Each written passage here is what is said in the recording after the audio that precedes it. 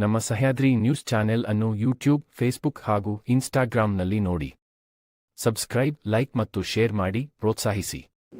ಶರಾವತಿಯ ಬುಡದಲ್ಲಿ Sharavati pump storage ಅಂತ ಹೇಳಿ ಹೊಸ ಒಂದು ಯೋಜನೆಯನ್ನ ರಾಜ್ಯ ಸರ್ಕಾರ ಘೋಷಣೆ ಮಾಡಿದೆ. ಇದು ಹಿಂದೆ 2017ರಿಂದ ಚಾಲ್ತಿ ಇರುವಂತದ್ದು. ಈಗ ಅದನ್ನ ಮಾಡಬೇಕಂತ ಹೇಳಿ ಸುಮಾರು 8,644 ಕೋಟಿಯನ್ನ ರಾಜ್ಯ ಸರ್ಕಾರದ ಮುಖ್ಯಮಂತ್ರಿಗಳು, ಡಿಸಿಎಂ ಅವರು, ಜಾರ್ಜ್ ಸಾಹೇಬರು ಬಿಡುಗಡೆ ಮಾಡಿದ್ದಾರೆ. ಈ ಯೋಜನೆ ಇಡೀ ದೇಶದಲ್ಲೇ ನಂಬರ್ 1 ಯೋಜನೆ. ಈ ಯೋಜನೆ ಇಡೀ ನಮ್ಮ ದೇಶದಲ್ಲಿ ಎಲ್ಲೂ ಇಲ್ಲ ಅಂತ ದೊಡ್ಡ ಪ್ರಾಜೆಕ್ಟ್ ಇದು. ನಮ್ಮ ಶರಾವತಿ ಡ್ಯಾಮ್ ಅಲ್ಲಿ 1500 ಮೆಗಾವಾಟ್ ಇದಾದ್ರೆ ಇದರಿಂದ 2000 ಮೆಗಾವಾಟ್ ಅನ್ನ ತಗೊಳ್ಳಿಕ್ಕೆ ಅವಕಾಶ ಇದೆ. ಇವತ್ತು ಇದರಲ್ಲಿ ತಲಕಳೆ ಅಣೆಕಟ್ಟಿಂದ ಹಿಡಿದು ಗೇರ್ಸಪ್ಪದ ಅಣೆಕಟ್ಟು ಇವೆರಡೂಗಳು ತಗೊಂಡು ಎಲ್ಲ 2 ಅಣೆಕಟ್ಟುಗಳ ಮೂಲಕ ಇವತ್ತು ಈ ಪಂಪ್ ಸ್ಟೋರೇಜ್ ಇವತ್ತು ಕಾರ್ಯಗತ ಆಗಲಿಕ್ಕೆ ಈಗಾಗಲೇ ಕೇಂದ್ರದಿಂದ ಸಹ ಅಪ್ರೂವಲ್ ಆಗಿದೆ. ಇದು ಯಾಕಂತ ಹೇಳಿದ್ರೆ ಈಗ ಡ್ಯಾಮ್ ಕಟ್ಟಕ್ಕಾಗಲ್ಲ. ಡ್ಯಾಮ್ಗಳನ್ನ ಕಟ್ಟಲಿಕ್ಕೆ ಬಹಳ ಕಷ್ಟ ಇದೆ. ಇನ್ನು ಬಹಳ ವರ್ಷದಿಂದ ಯಾರು ಈಗ ಡ್ಯಾಮ್ ಕಟ್ಟಲಿಕ್ಕೆ ನಮ್ಗೆ ಆಗ್ತಾ ಇಲ್ಲ. ಈಗ ಈ ರೀತಿಯ ಪಂಪ್ ಸ್ಟೋರೇಜ್ ಅನ್ನ ಮಾಡಿ ಶೇಖರಣೆ ಮಾಡಿ ವಿದ್ಯುತ್ತನ್ನ ಜನರಿಗೆ ಕೊಡುವಂಥದ್ದು ಬಹಳ ವಿಶೇಷವಾಗಿ ಇದು ಅತ್ಯಂತ ಯಶಸ್ವಿ ಕಾರ್ಯಕ್ರಮ ಅಂತ ನಾನು ತಿಳ್ಕೊತೀನಿ. ಮುಂದಿನ ಜನರೇಷನ್ಗೆ ಈಗ ಕರೆಂಟಿನ ಅಭಾವ ಬಹಳ ಇದೆ. ಇವತ್ತು ಮುಂದೆ ಜನಸಂಖ್ಯೆ ಈಗ ಇರುವಂತ 6.7 ಕೋಟಿ ಜನಸಂಖ್ಯೆ ಮುಂದೆ ಇನ್ನೂ ಜಾಸ್ತಿ ಹೋಗ್ತಾನೆ ಇರುತ್ತೆ. ಅಂತ ಜನಸಂಖ್ಯೆಗೆ ಹಿಂದೆ ಯಡಿಯೂರಪ್ಪನವರು ಇದ್ದಂತ ಕಾಲದಲ್ಲಿ ಎಲ್ಲೋ ಬೇರೆ ಕಡೆ ರಾಜ್ಯದಿಂದ ವಿದ್ಯುತ್ ಅನ್ನ ನಾವು ಖರೀದಿ ಮಾಡಿ ಕೊಡುವಂತ ಪರಿಸ್ಥಿತಿ ಬಂದಿತ್ತು. ಇವತ್ತು ಕಲ್ಲಿದ್ದಲು ಸಿಗೋದು ಕಷ್ಟ ಇದೆ. ಅಂತದ್ರಲ್ಲಿ ಇವತ್ತು ಈ ಯೋಜನೆಯನ್ನ ಬೃಹತ್ ಮಟ್ಟದ 8,644 ಕೋಟಿಯ ಈ ಮೊತ್ತದಲ್ಲಿ ಇವತ್ತು ಒಂದು ಯೋಜನೆ ಜಾರಿಯಾಗುತ್ತೆ.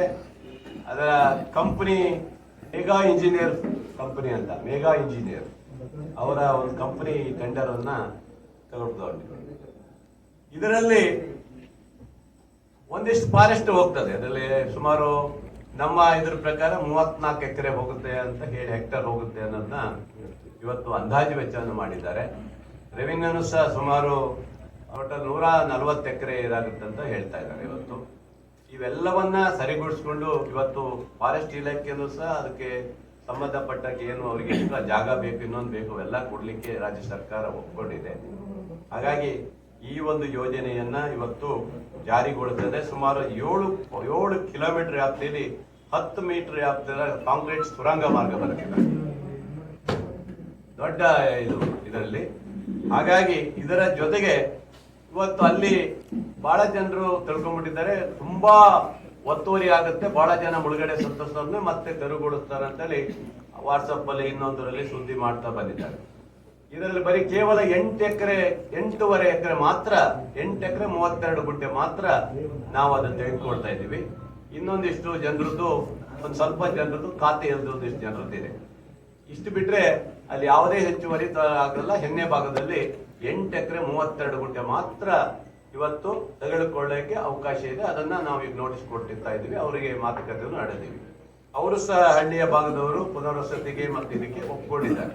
ಅವರೆಲ್ಲರಿಗೂ ಮಾತುಕತೆ ಮಾಡಿ 2-3 ಮೀಟಿಂಗ್ ಮಾಡಿ ಮೊನ್ನೆ ಡಿಸಿ ಮೂಲಕ ಮಾತುಕತೆ ಆಗಿದೆ. ಅವರು ನೀರಿನ ಹರಿವು ಮತ್ತು ಇದರ ಬಗ್ಗೆ ಪರಿಸರದ ಹಾನಿ ಅಂತೆಲ್ಲ ಬಹಳ ಜನ ಹೇಳಿದ್ದಾರೆ. ಇದು ಯಾವುದೂ ಹಾನಿ ಆಗಕ್ಕೆ ಸಾಧ್ಯ ಇಲ್ಲ. ಈ ಯೋಜನೆಯಿಂದ ಬಹಳ ಈ ರಾಜ್ಯದ ಜನರಿಗೆ ಕರೆಂಟಿನ ಸಮಸ್ಯೆಯನ್ನು ಹೋಗ್ಲಾಡ್ಲಿಕ್ಕೆ ಅನುಕೂಲ ಆಗುವಂತ ಒಂದು ಯೋಜನೆಯನ್ನ ರಾಜ್ಯ ಸರ್ಕಾರ ಮಾಡ್ತಾ ಇದೆ ಇವತ್ತು. ಮತ್ತೆ ಅವರಿಗೂ ಒಂದಿಷ್ಟು ಕೆಲಸ ಕೊಡಬೇಕು ಅಂತಲೂ ಸಹ ನಾವು ಹೇಳಿದ್ದೀವಿ. ಆ 8 ಕುಟುಂಬಕ್ಕೆ ಮತ್ತು ಇತರರಿಗೂ ಸಹ ನೌಕರಿ ಕೊಡಿಸ್ಬೇಕು ಆ ಭಾಗದಲ್ಲಿ ಒಂದು ಕೆಪಿಸಿಯಲ್ಲಿ ಅಂತಲೂ ಸಹ ನಾವು ಈಗಾಗಲೇ ಅವರಿಗೆ ಹೇಳಿದ್ದೀವಿ. ಅವರು ಅದನ್ನು ಸಹ ಈಗ ರಾಜ್ಯ ಸರ್ಕಾರ ಒಪ್ಕೊಳ್ತಿದೆ. ಮತ್ತೆ ಬಗರ್ಕೊ ಮಾಡ್ಕೊಂಡು ಒಂದಿಷ್ಟು ಜನ ಇದ್ದಾರೆ, ಅವರಿಗೂ ಸಹ ಕೊಡಬೇಕು ಅಂತ ಹೇಳಿ ಈಗ ರಾಜ್ಯ ಸರ್ಕಾರ ಕೇಳಿದ್ದೀನಿ. ಅದಕ್ಕೂ ಸಹ ಎಲ್ಲದಕ್ಕೂ ಒಪ್ಕೊಂಡಿದ್ದಾರೆ.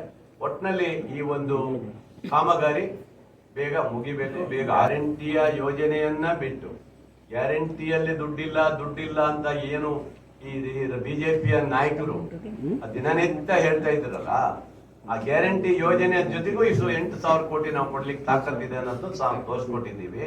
ನೀವು ಒಬ್ಬರೇ ಅಲ್ಲ 2,000 ಕೋಟಿ ತಂದು ಹಾಕೋದಲ್ಲ, ನಾವು ಸಹ ಕೊಡ್ತೀವಿ 8,000 ಕೋಟಿ. 8,000 ಕೋಟಿ ಮೇಲೆ ನಾವು ಕೊಟ್ಟಿದ್ದೀವಿ. ಹಾಗೆ ಎಲ್ಲಾ ಇದಕ್ಕೂ ಸಹ ನಾವು ದುಡ್ಡು ಕೊಟ್ಟಿದ್ದೀವಿ, ಯಾವತ್ತೂ ಕಮ್ಮಿ ಮಾಡಲಿಲ್ಲ. ಯೋಗ ಪ್ರಾಧಿಕಾರಕ್ಕೂ ಸಹ ಈಗಾಗಲೇ 140 ಕೋಟಿ ರೂಪಾಯಿನ ಕೊಟ್ಟಿದ್ದೀವಿ. ಇದೊಂದು ಸೇತುವೆಗೆ ನಾವು ಕೊಡ್ಲಿಕ್ಕಾಗಿಲ್ಲ, ಹಸುಮಕ್ಕೆ ಸೇತುವೆಗೂ ಸಹ ದುಡ್ಡು ಕೊಟ್ಟಿದ್ದೀವಿ. ಎಲ್ಲದಕ್ಕೂ ನಿರಂತರವಾಗಿ ದುಡ್ಡು ಕೊಟ್ಟಿದ್ದೀವಿ. ಯಾವುದೇ ಕಾಮಗಾರಿಗೆ ನಿಂತಿಲ್ಲ.